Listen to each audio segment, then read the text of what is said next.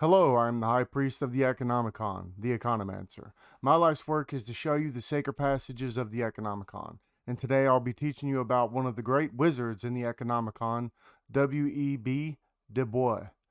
Du Bois, in my opinion, is a prominent founder of intersectionality and opened the study of social stratification by looking at it as a multivariate process.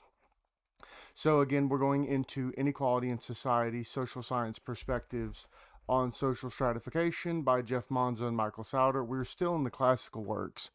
But where we're at in the classical works, we're starting to move into, the modern frame of social stratification in society. We're moving a little bit past the Marxian pure economic and the Weberian, there are multiple sets, but they're all kind of independent of each other, even if there is interdependence.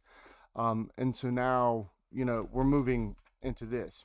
So I want to start off and preface this by saying that Du Bois is probably, of all the people we've read thus far, is the best writer. And I mean that wholeheartedly. There's actually parts of this that I'm going to read that is going to take quite some time.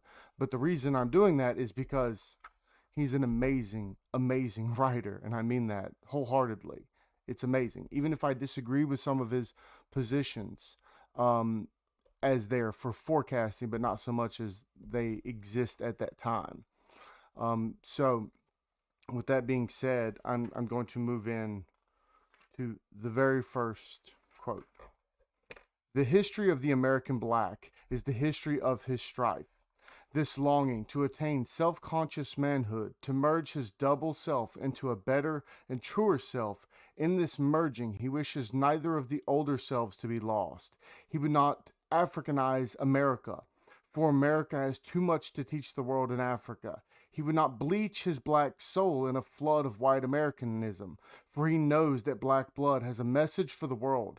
He simply wishes to make it possible for a man to be both a black and an American without being cursed and spit upon by his fellows, without having the doors of opportunity closed roughly in his face. So right now, we're already opening up that he's looking at it going, well, we've already created this stratification in society, and it's based on the pigment of my skin. And, if you take this from what he derives it from, which is the Romanticism, which is prior to his time, but from the 1800s to the 1850s, which ended up, developing in numerous ways in the scientific community. Most notably is Carl Jung. So he's kind of pulling from that, the soul and the black American soul is a part of it. And we have to remove these two things from each other. So this is a very profound way to put it, that I don't feel equal in a society. You can tell me that I have the equality that you have, but I don't feel it. And this type of romantic thinking sings all the way through this first passage. And this is from Our Spiritual Strivings, from the Souls of Black Folk. This was in 1903. Further, these powers of body and mind have in the past been strangely wasted, dispersed, or forgotten. The shadow of a mighty black man past flits through the tale of Ethiopia, the shadowy, and of the Egypt, the Sphinx. Throughout history, the powers of a single black man flesh here and there, like falling stars, and die sometimes before the world has rightly gauged their brightness. So, this is romanticism on full display. He was actually a very big proponent of romanticism and looking at, and at the time, he actually has a switch later on, but essentially you're getting this feeling of like, look at what my people and I have accomplished throughout the years, and yet here we are now. We have lost our spirit, we have lost our soul. We must go out and through different advances and approaches come back to what we are, to who we are. And that is where we're going to gain our power from. And, this is really important. Here comes the next part, and this is a very long passage.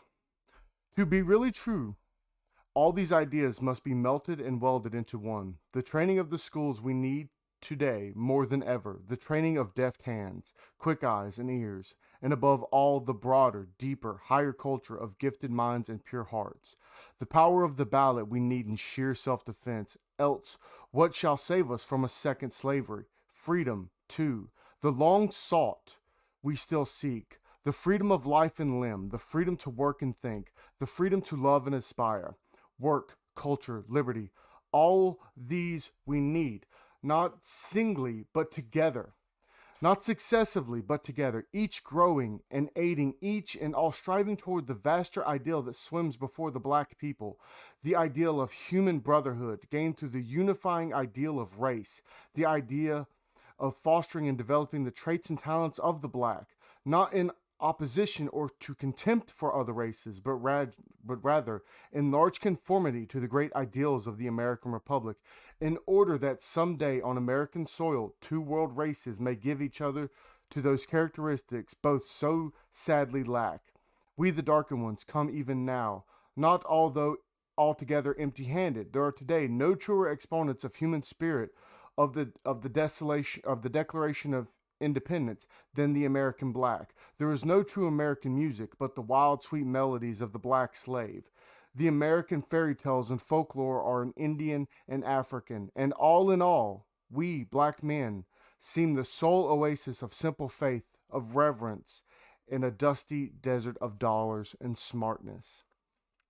Man, that's a lot to unpack, but as you can tell, it was unbelievably beautifully written. So the first thing he's pointing out, how can we, fix some of the issues that are going on in society? How can we deal with this level of social stratification? The first thing is we need to vote, the first thing is we need education. We need classical education so that we can get back to the good things that he talks about later in the passage. The second is for self-defense is the vote. The vote is the primary function of keeping yourself safe from your government, right? And so this is unbelievably important. And then he points to, this is similar to Veblen, the issues of the white man in America, that it's just a dusty desert of dollars and smartness. It's vapid. It's just is. And this goes back to this romantic ideology that he has. And so when we're looking at what he's overall trying to point out in this issue is that what has happened thus far has just been blank. It's just been going forth. It's a part of capitalism. It's reducing the love of nature. It's reducing the love of people, and it's commodifying everything. And this commodification really instantiates how racism is perpetuated in the United States. Now, he gets more into this much, much later. Now, this next passage is from The Problem of the 20th Century is the Problem of the Color Line. The very first. The problem of the 20th century is the problem of the color line. The burden of our fight was in 7 different lines. We wanted education. We wanted particularly the right to vote and civil rights. We wanted to work with adequate wage, housing, without segregation or slums, a free press to fight our battles, and although in those days we dare not say it, social equality. Those are the 7 things that he thinks are necessary to reduce the social stratification between, whites and blacks. We were housed in slums and segregated in districts where crime and disease multiplied. And when we tried to move to better and healthier quarters, we were met by segregation, ordinance, if not by mobs. We not only had no social equality, but we did not openly ask for it.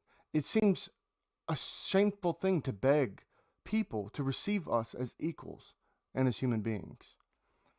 And so now you can see here he's pointing to, why do we need to even ask for equality? That doesn't make any sense. You should just give equality. We're humans just like you. We bleed.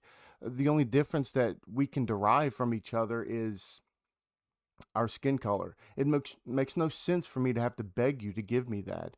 This should be just given. Which is an absolutely true statement.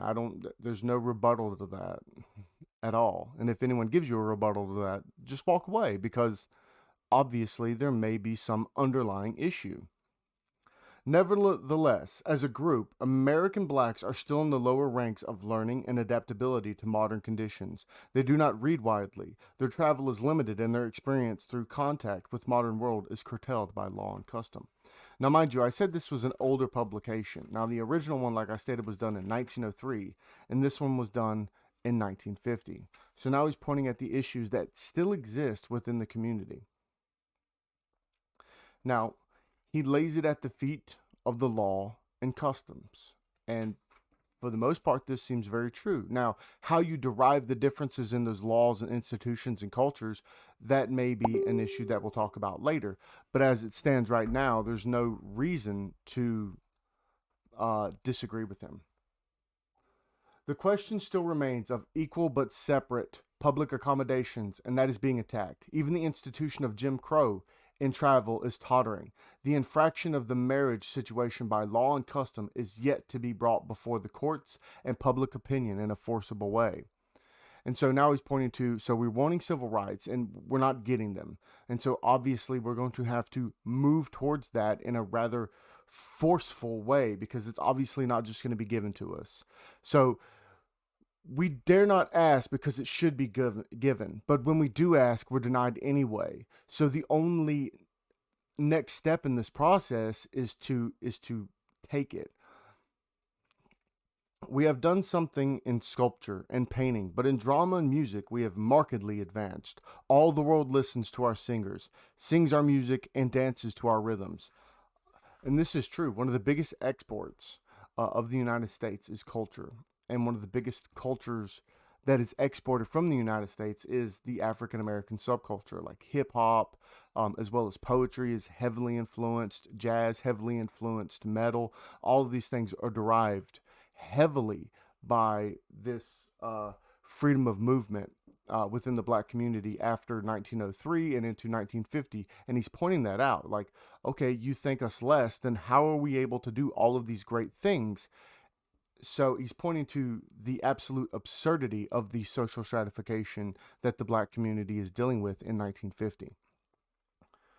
There has been considerable increase in organized workforce for social progress through the church, but there has also been a large increase of expenditure for buildings, furnishings, and salaries, and it is not easy to find any increase in moral stamina or conscientious discrimination within the church circles.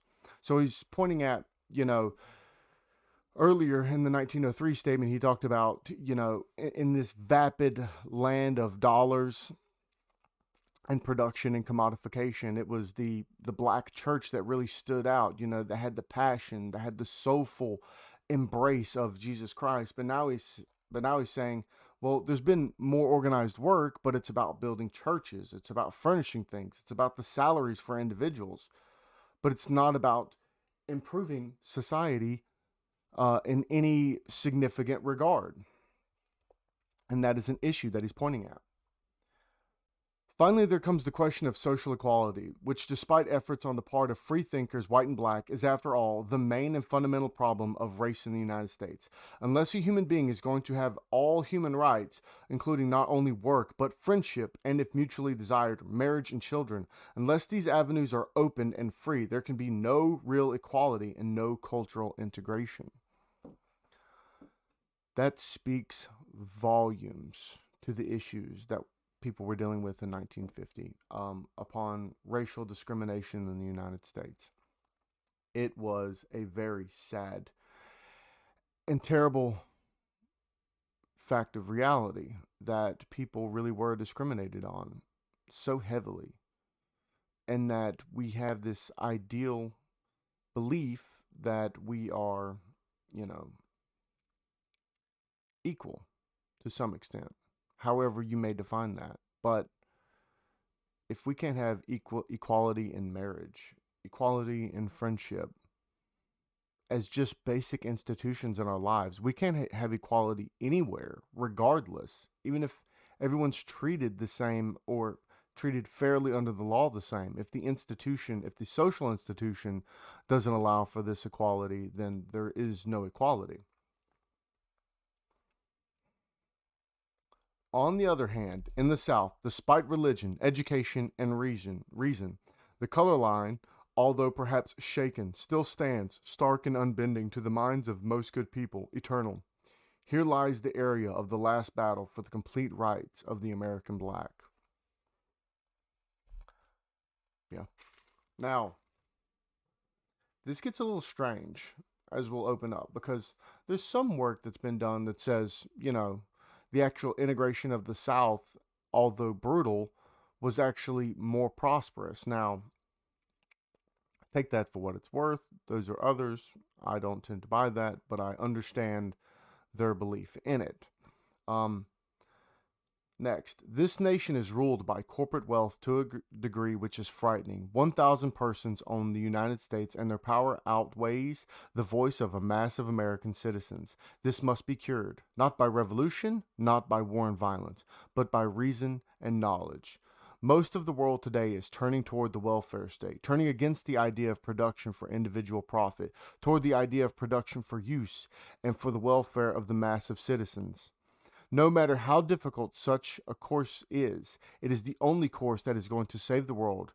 And this we, the American blacks, have got to realize. Now, you can see in his original essay that it was very romantic, but in the second one, it didn't have the same feeling. It wasn't the same romantic feel. And so, one of the things to think about this. So, first, Du Bois was a Pan Africanist, a socialist, and a famous sociologist.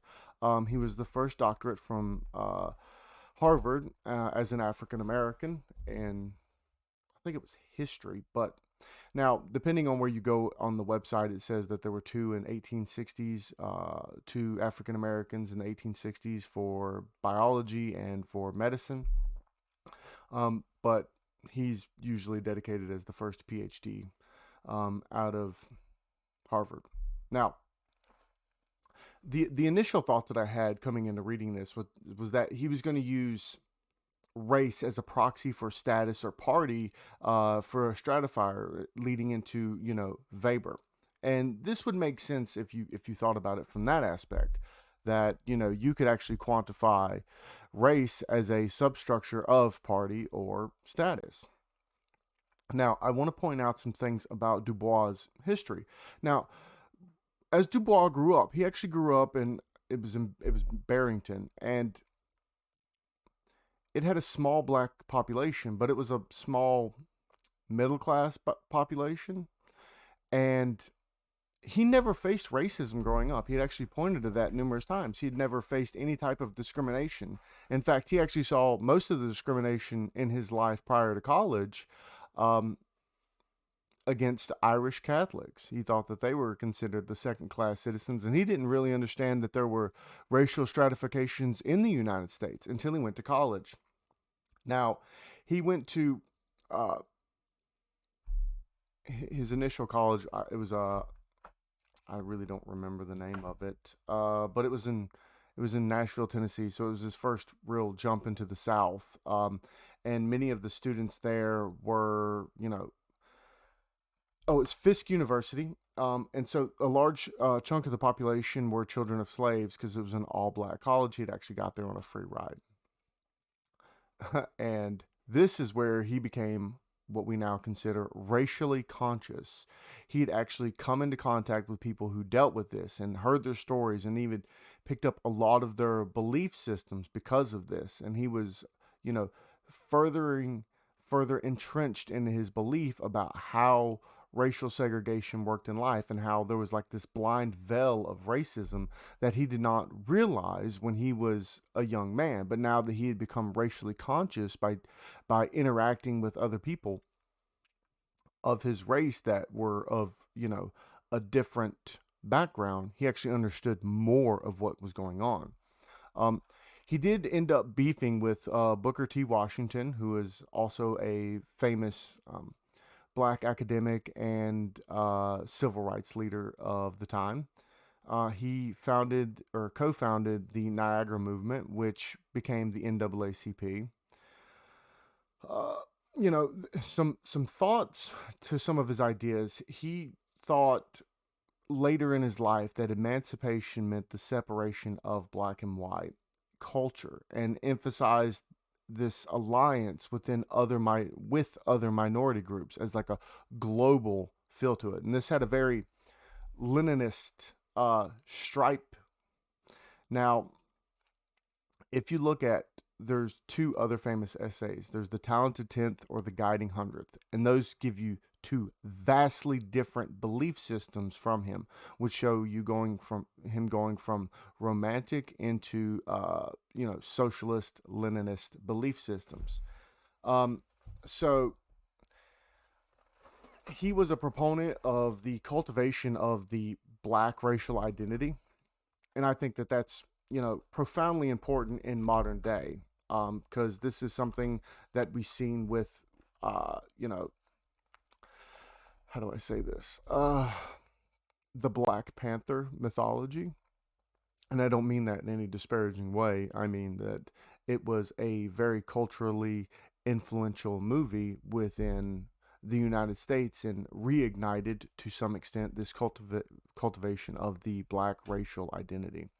And he figured that it would manifest itself as a symbol of, a self-liberated race. So this manifestation of becoming and being the black racial identity would inevitably lead to it being the self-liberated race within the United States, which allowed it to lead, this revolution of knowledge and thought rather than war and violence.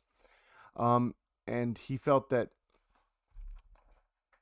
higher learning was an absolute necessity. And this was kind of the beef that he had with Booker T. Washington. Booker T. Washington wanted it to be in productive capacities. And this goes into the Veblen debate about what defines a productive part of society. Now, he said that, obviously the artistic world is a much better place. These liberal arts are much, much more important than, just trying to be the plumbers, the garbage men and stuff like that, and using that to integrate into society. With this knowledge, we can integrate in society and help change and influence it, not just in giving us equality, but giving us equality to shape the future. And he felt that it would also fight against the backwardness that had happened from years of slavery and Jim Crow, which makes sense because, this is something Thomas Sowell talk about, as you're an isolated culture, if you're not culturally, if you're not able to be culturally entwined with other cultures, then you become isolated. And by isolation, you start to lack this large human capital knowledge spillover effect. Now, there was a few things to consider. He was blatantly anti-American by the end of it. He had faced McCarthyism, went to trial. He was actually rejected by the NAACP after this trial, or during the trial.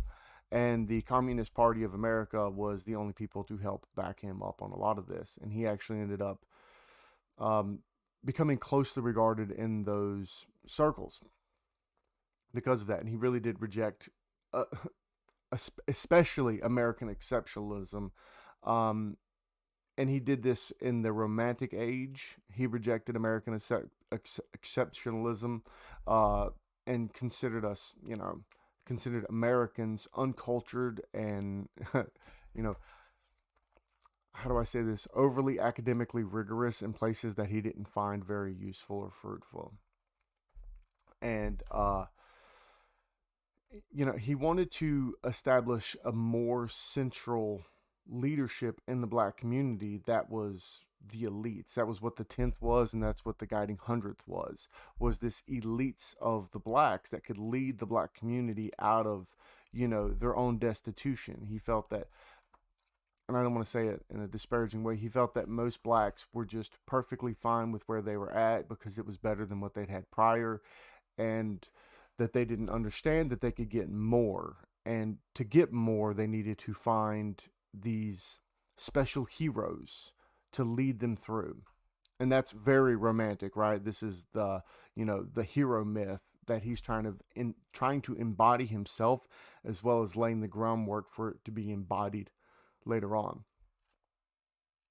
You know, he also had a criticism of capitalism, and this is like the foundation to intersectional and critical social justice movements, that capitalism fed off of racism.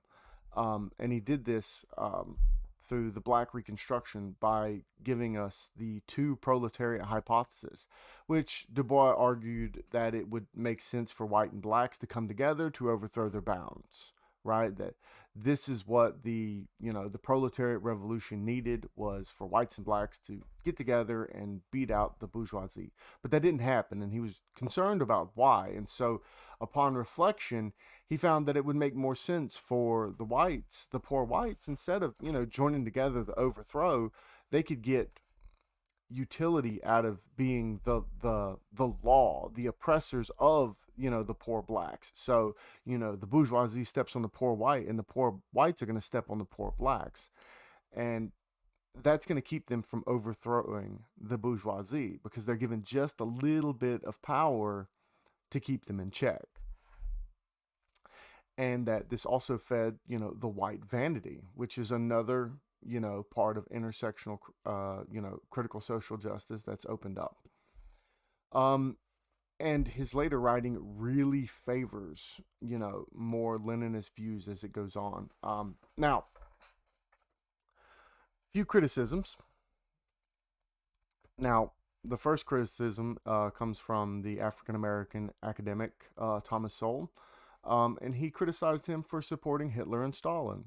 Now, at one time, Du Bois had wrote pretty scathingly of Stalin, but after Stalin had died, he wrote a speech basically saying, like, Stalin had to do what Stalin had to do to, keep the Russians in check. And he also said the same thing of Hitler, like, Hitler did wrong, but Hitler did wrong for the right reasons, not so much the killing of the Jews, but to get the working people of Nazi Germany together, and that it would take a dictatorship. And he was actually pro-dictatorship in many instances, and felt that the best way to run a society was to have a Leninist, democratic dictatorship.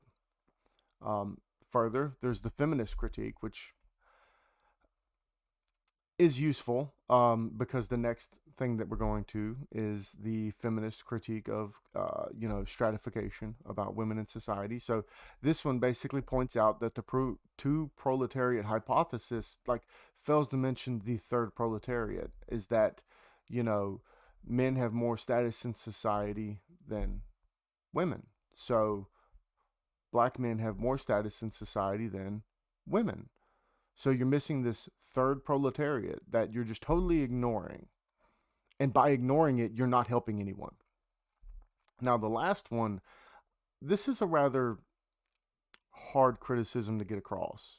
And many people may reject this, and I can understand why. But this is one that I'm not going to say that I adhere to, but it's one that I've read extensively on, and I don't find it to be completely at fault. Now, this is that, had equality of rights in the case of the African Americans, has it been hindered by a focus on collective rights as a solution for many communities, or did it help? Now, many had pointed to the problems. Thomas Sowell, once again, had pointed to the problems of trying to set up collective rights in a society that foundationally cares about individual rights, and that this was one of the biggest problems that the African Americans faced. That the initial push by Booker T. Washington was meant to be very individualistic, meant to be very narrow-mindedly self-responsible, and that the responsibility that you build will help others by seeing you.